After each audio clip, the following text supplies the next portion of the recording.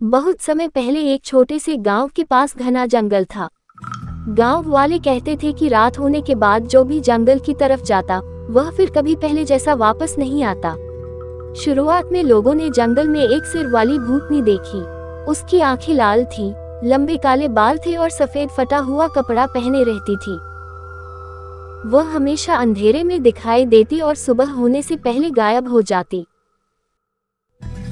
कुछ दिनों बाद गांव के लोग एक एक करके रहस्यमय तरीके से गायब होने लगे। किसी को पता नहीं चलता कि वे कहां गए।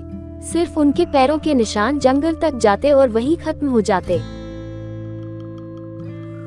कुछ हफ्तों बाद लोगों ने फिर उसी भूतनी को देखा, लेकिन इस बार उसके 2 सिर थे।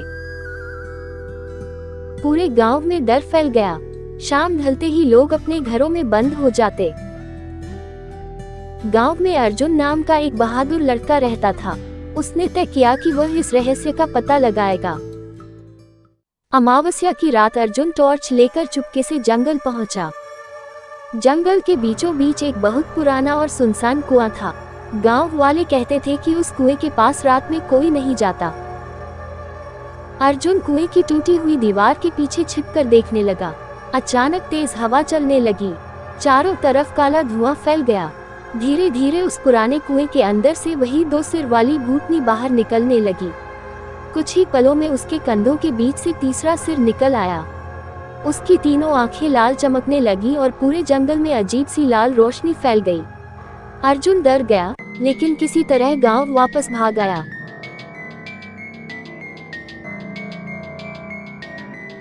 उसने गांव वालों को सब कुछ बताया।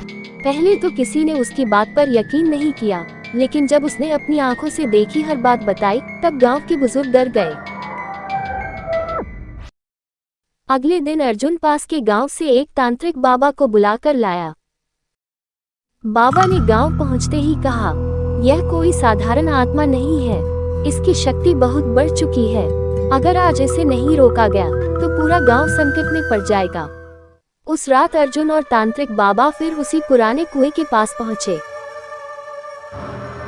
जैसे ही बाबा ने मंत्रों का जाप शुरू किया, अचानक तेज आंधी चलने लगी। कुएं के अंदर से काला धुआं उठने लगा। कुछ ही पल में 3 सिर वाली भूतनी कुएं से बाहर आ गई। उसकी आंखें लाल चमक रही थी और उसकी डरावनी हंसी पूरे जंगल में गूंजने लगी। तांत्रिक बाबा ने अपने कमंडल से पवित्र जल छिड़का और लगातार मंत्र पढ़ते रहे। भूतनी कई बार उनकी ओर बढ़ी, लेकिन हर बार मंत्रों की शक्ति से पीछे हट गई। फिर बाबा ने जमीन पर एक पवित्र घेरा बनाया और अंतिम मंत्र का जाप किया। अचानक तेज प्रकाश फैला। भूतनी जोर से चीखी और धीरे धीरे काले धुएं में बदलने लगी। कुछ ही पलों में वह धुआं भी गायब हो गया। चारों तरफ शांति छा गई। बाबा ने कहा, अब इस गांव पर उसका साया हमेशा के लिए समाप्त हो गया है।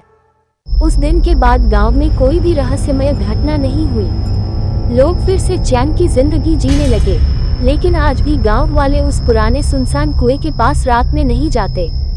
उनका कहना है कि वहां की खामोशी आज भी उस भयानक रात की याद दिलाती है।